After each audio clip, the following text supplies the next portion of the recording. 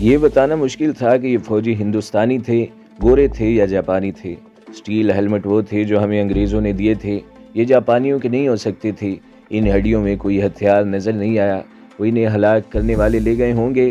وہاں توپوں کے گولوں نے جو گڑھے بنائے تھے وہ اتنے زیادہ تھے کہ یہی کہا جا سکتا تھا کہ ان پر توپ خانے کے گولے برسائے گئے تھے۔ ایک جگہ سے مجھے ایک پے بک ملی، ہر فوجی کے پاس پے بک ہوتی تھی جس پر یونٹ کا نام نہیں ہوتا تھا، صرف فوجی کا نمبر اور نام اس پر لکھا ہوتا تھا۔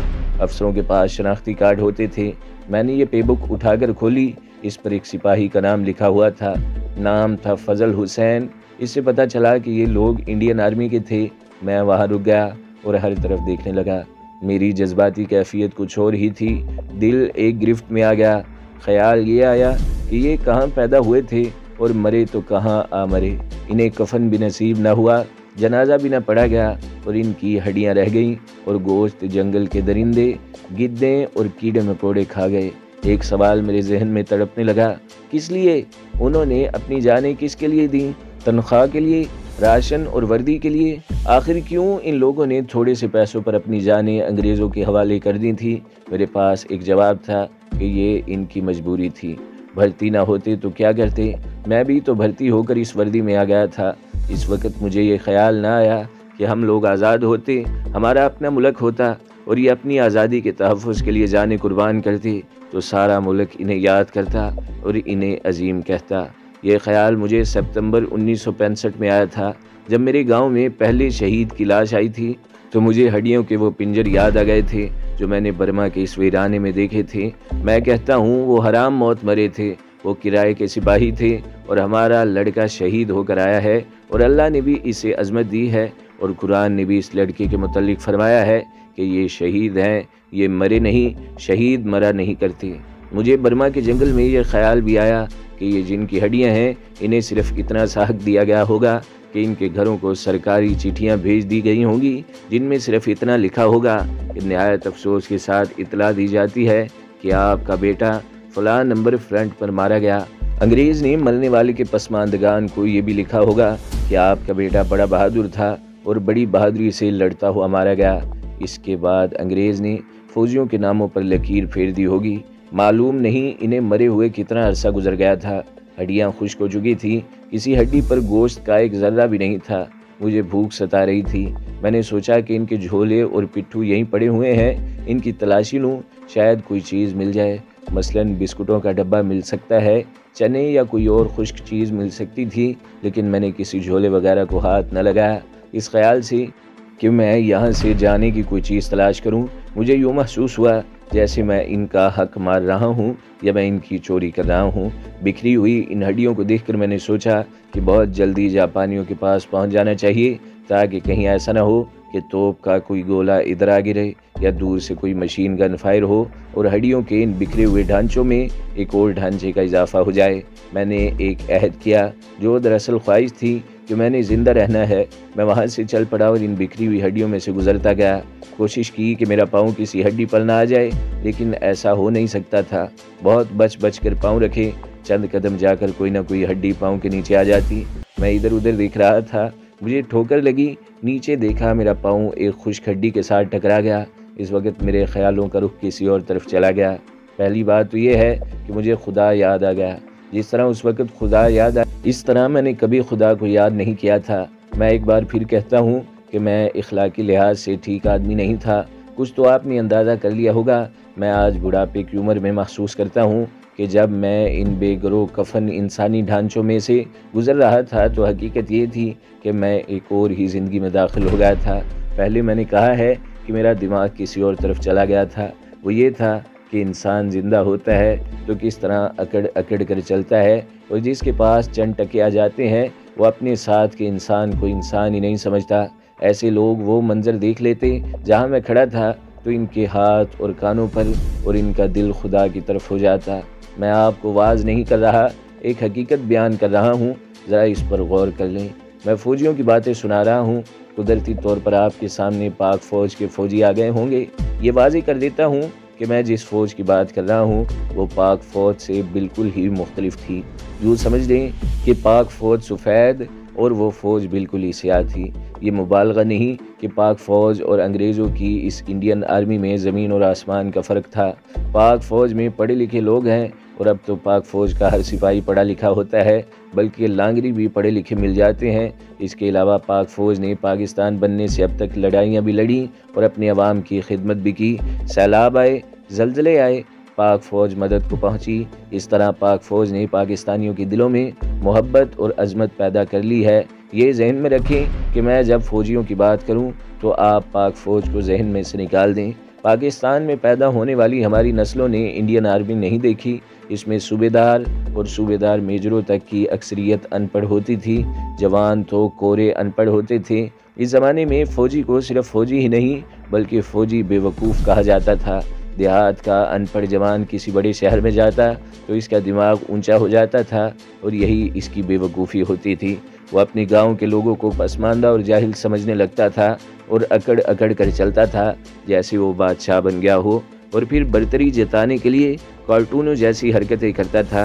جنگ عظیم کے دوران، جیسا کہ میں اپنی داستان میں سنا چکا ہوں، انگریزوں نے فوجیوں کو خوب سر چڑھایا تھا۔ انگریزوں نے ان بے وقوفوں کو لڑانا تھا اور اپنی بادشاہی کا تحفظ کرنا تھا۔ یوں معلوم ہوتا تھا جیسے ہندوستان میں فوجی حکومت آ گئی ہو۔ جس طرح ہماری پولیس عوام کو پریشان کرتی ہے اور معمولی سا ایک کانسٹیبل بھی رعب جماتا ہے، اسی طرح جنگ عظیم میں فوجی کرتے تھے۔ یہ بات بڑی ہی لمبی ہے، اگر میں آپ کو پوری بات سناؤں تو اس میں بڑے دلچسپ واقعات آتے ہیں، لیکن میری اصل داستان زیادہ لمبی ہو جائے گی۔ سڑکوں پر فوجی گاڑیاں بھاگتی دوڑتی نظر آتی تھیں۔ پنجاب کا تو یہ حال ہوتا تھا کہ ہر چوتھا آدمی فوجی بن گیا تھا۔ فوجی ٹرکوں کے ڈرائیوروں نے ایسی بدتمیزیاں شروع کر دیں جن سے پبلک کو نقصان بھی ہوا۔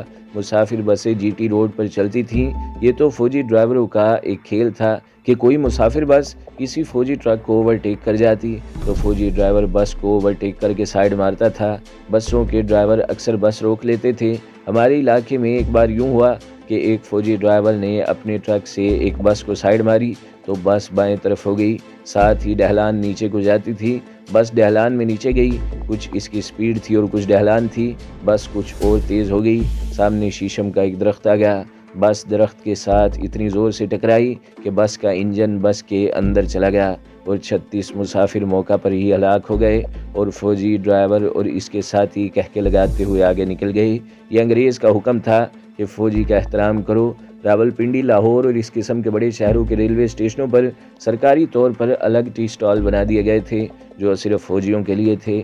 ان پر انگریز بادشاہ نے لڑکیاں کھڑی کر دی تھیں جو فوجیوں کو مفت چائے پلاتی اور ساتھ کیک اور بسکٹ بھی پیش کرتی۔ اس طرح فوجی کی ہر جگہ قدر و منزلت سرکاری طور پر ٹھونسی جا رہی تھی۔ فرنٹ پر جانے سے پہلے میں ایک بار ریل گاڑی پر سفر کر رہا تھا۔ ایک سویلین مسافر نے کہا کہ آج کل دو ہی چیزوں کی عزت اور قدر ہے، ایک فوجی کی اور دوسرے سرکاری ڈیری فارم کی گائے کی۔ ایسے فوجیوں کی اکثریت تھی جو چھٹی آتے تو اپنے گھر والوں کے ساتھ بھی فوجی زبان میں بڑے رعب سے بات کیا کرتے تھے۔ تھا تو لطیفہ، مگر میں آپ کو بتاتا ہوں یہ حقیقت ہے۔ کہتے ہیں ایک فوجی چھٹی پر گھر آیا، اس کی ماں اسے کھانا دینے لگی تو پلیٹ میں چمچے سے ہانڈی میں سے سالن نکال کر پلیٹ میں ڈالنے لگی۔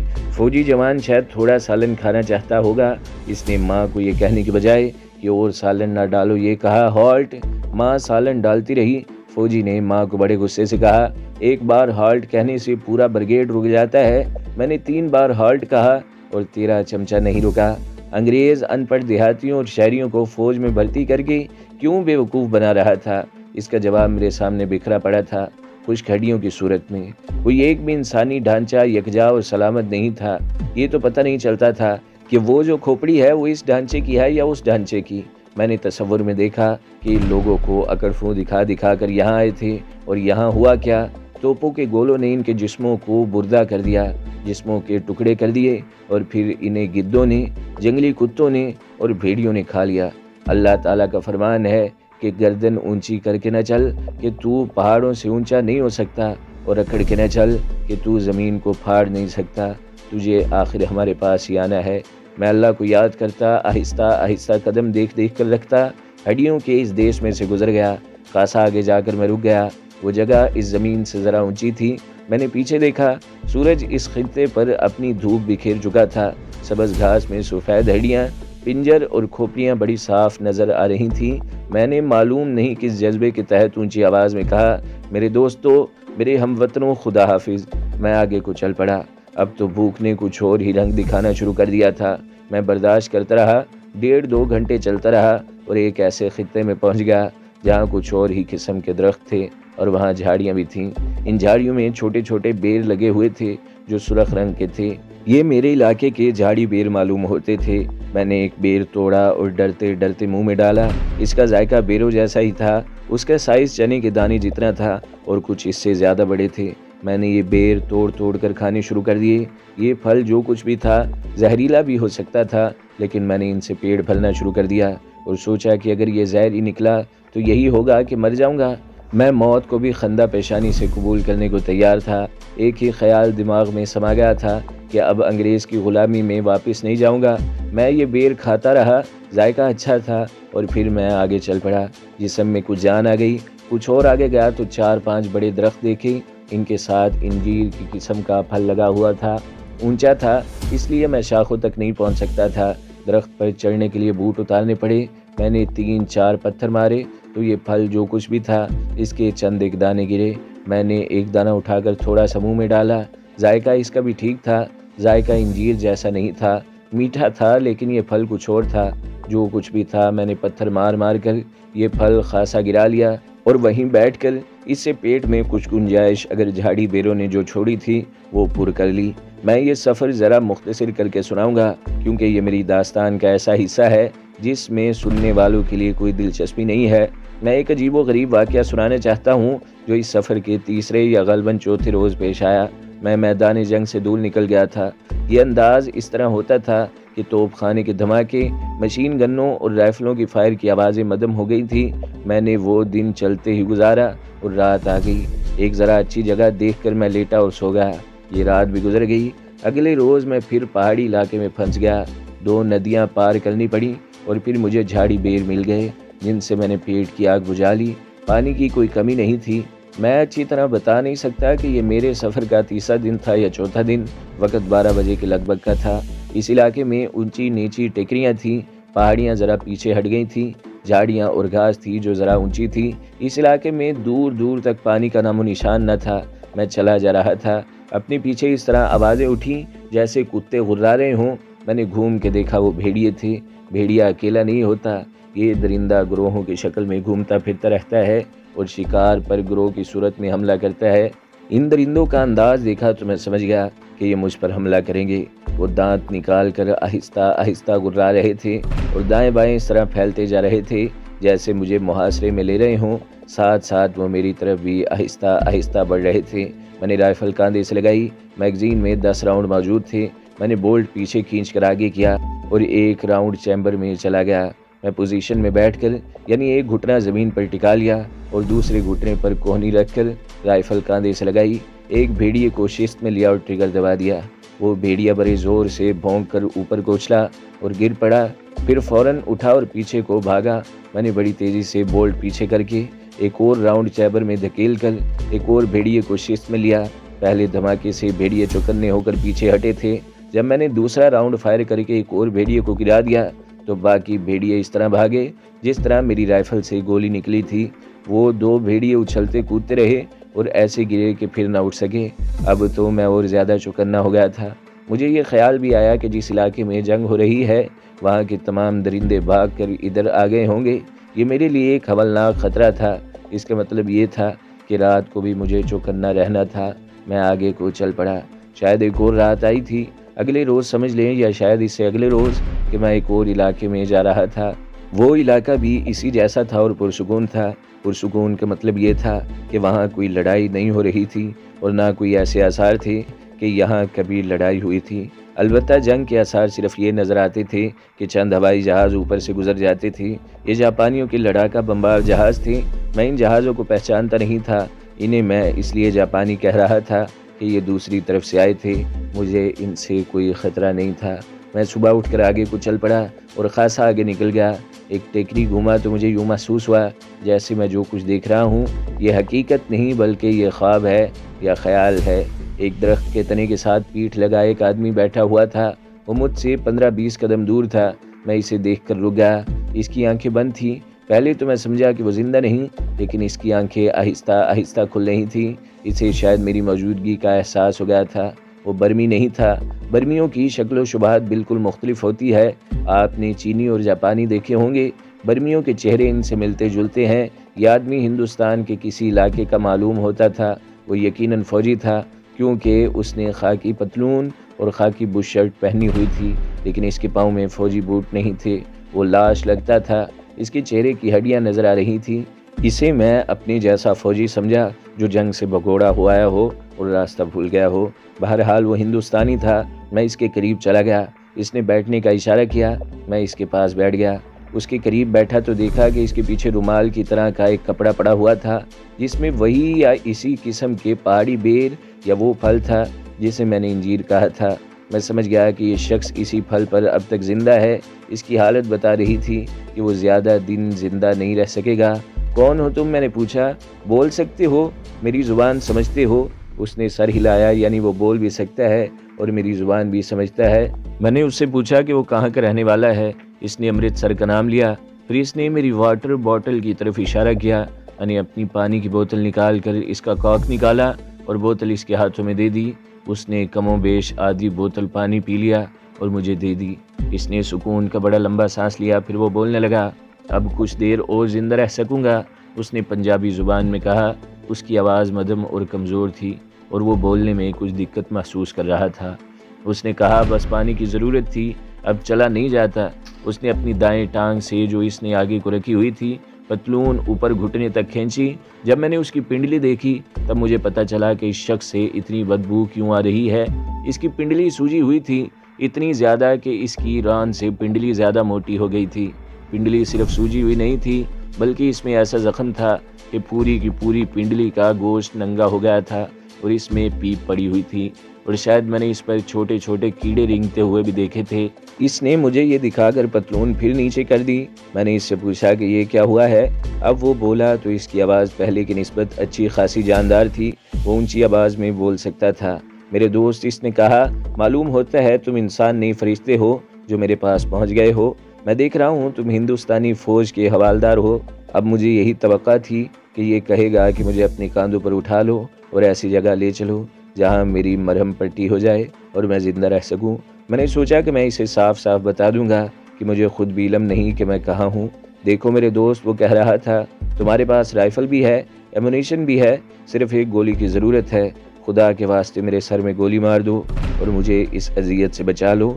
میں نے مرنا ہی ہے، لیکن موت کی اذیت بڑھتی جا رہی ہے اور موت آتی نہیں۔ مجھے موت دے دو اور یہ میرے لیے بہت بڑا تحفہ ہوگا۔ نہیں میرے بھائی، میں نے کہا، میں یہ کام نہیں کر سکوں گا۔ یہ تو بتاؤ کہ تم فوجی ہو یا سویلین، اور جو کچھ بھی ہو یہاں تک کس طرح پہنچے ہو؟